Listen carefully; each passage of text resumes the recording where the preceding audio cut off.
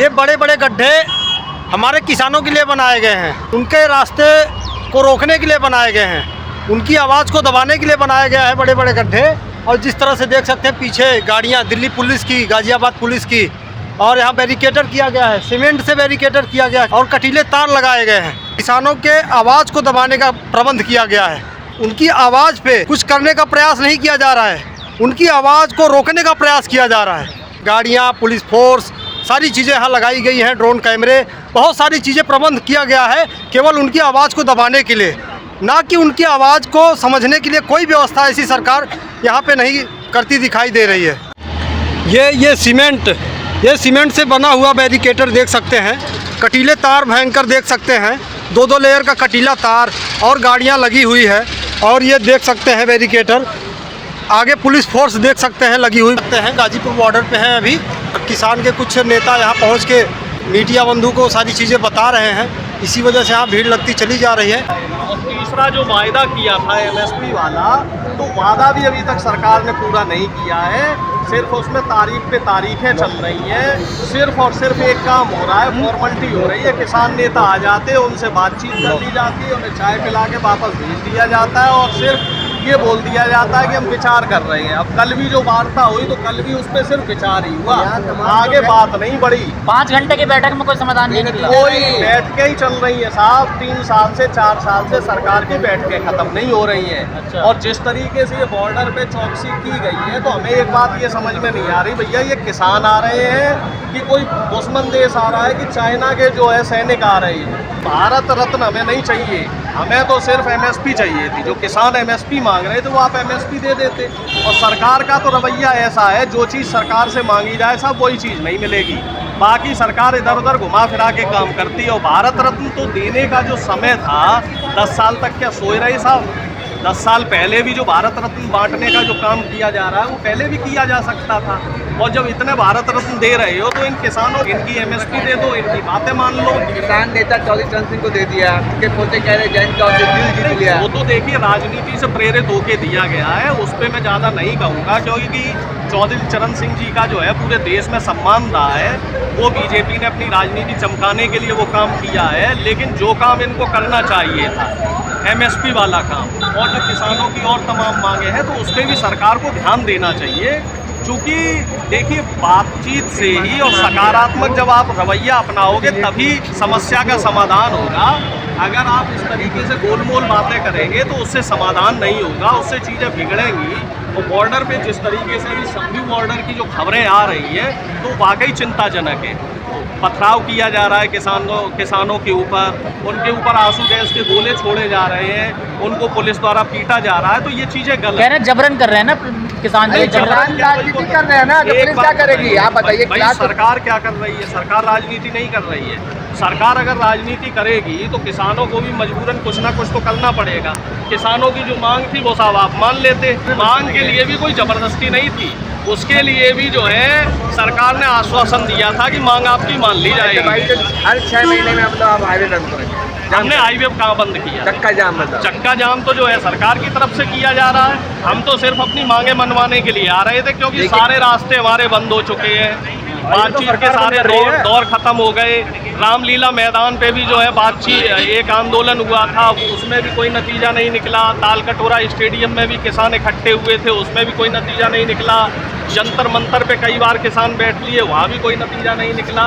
तो रास्ता एक ही है, जब तक जनता सड़क पे नहीं आएगी तब तक सरकार शायद नहीं सुनेगी, और सड़क पे आके जो है संघर्ष करना ही पड़ेगा साहब। पिछली बार आंदोलन जी का टैग मिला। देखिए सरकार का जो विरोध करता है उसको तो टैग मिलना ही है। अब चाहे वो आंदोलन जीवी का टैग दे दो आप, चाहे वो देशद्रोही का टैग दे दो, चाहे खालिस्तानी का दे दो, चाहे पाकिस्तानी का दे दो, ये तो सरकार की स्ट्रेटजी और रणनीति है। विरोध करने वाले की ये नकारात्मक पब्लिसिटी करते हैं, और हमें नहीं लगता है कि जो किसान है, जो हमारे देश का अन्नदाता है, वो इस तरह की किसी भी नकारात्मक पब्लिसिटी से डरता है, भयभीत होता है। भैया किसान जो बात कह रहे हैं उन्हें तो उनका अधिकार दे दो, उनका हक दे दो, उनका हकूक दे दो, उनकी एमएसपी दे दो, उनकी बातें मान लो और किस्सा यही खत्म कर। लेकिन ये कहा जा रहा है ना कि जो असली किसान है वो तो खेतों में, नकली किसान है जो सड़क पर पहुंच रहे हैं। बिल्कुल, हम भी ये कह रहे हैं ना, मोदी जी भी असली रूप में आ जाएं अपना। जो बातें मोदी जी ने 2014 में कही थी वो सारी बातें पूरी कर दें। भाई किसानों की एमएसपी का मुद्दा मोदी जी तो उठा रहे थे, उन मुद्दे को मान लें, उन बातों को मान लें। भाई रोका किसने है? हम तो यही बात कह रहे हैं कि प्रधानमंत्री जी ने जो 2014 में जो बात कही थी किसानों को लेके, युवाओं के रोजगार को लेके, महिलाओं की सुरक्षा को लेके, इसके साथ भ्रष्टाचार को लेके, बेरोजगारी को लेके, तो उन तमाम बातों को सरकार मान ले, किसान भी वापस अपना खुशी खुशी घर चला जाएगा। चुनाव का माहौल है, क्रेडिट ले लो साहब, मान लो इन बातों को। दिक्कत क्या है, किसने रोका हुआ? अब भी आप लोग प्रधानमंत्री जी जब जब डरते हैं तब इसी तरीके से पुलिस को आगे करके बैरिकेड कर देते हैं, पुलिस को सामने खड़ा कर देते हैं। अरे प्रधानमंत्री जी से सवाल हो रहा है तो प्रधानमंत्री जी जवाब दें, सरकार के मंत्री जवाब दें, कृषि मंत्री जवाब दें। भाई पुलिस को आगे करने का क्या मतलब है? भाई पिछली बार भी इन लोगों ने ऐसे ही किया और हम लोगों ने देखा 700 से ज़्यादा किसानों की शहादत हो गई। इसके अलावा लखीमपुर खीरी में क्या हुआ वो पूरे देश ने देखा। और इसके अलावा जो तमाम चीज़ें हैं उन पे सरकार का जो रवैया था वो कहीं ना कहीं सरकार ने यू टर्न ले लिया। सरकार तो अपनी बातों से पलट गई। तो किसान तो भोला भाला था, मोदी जी ने टीवी पे आके बोल दिया कि हाँ साहब आपकी मांगे मान लेंगे। किसान मान गया, बेचारा यहाँ से चला गया। एक दिन 2 दिन करते करते ऐसे 3 साल हो गए, सरकार की नाक पे जू नहीं रेंग रही है। किसान क्या करेगा? अब चुनाव आने वाला है तो किसान भी आ गया। और एक नैतिक जिम्मेदारी होती है एक आम आदमी की, जो वोटर होता है उसे सरकार से सवाल करना चाहिए। सरकार अगर कुछ गलत कर रही है तो सवाल करना मैं कोई बुराई नहीं मानता। मैं अनुज कुमार पंडित, भारतीय किसान यूनियन महात्मा टिकैत प्रदेश उपाध्यक्ष गाजियाबाद। क्या मांगे हैं आप? हमारी जो मांग है पहले एमएसपी के लिए थी। माननीय प्रधानमंत्री जी ने कहा हम इस पर काम करेंगे, पर शायद वो भूल गए एमएसपी को।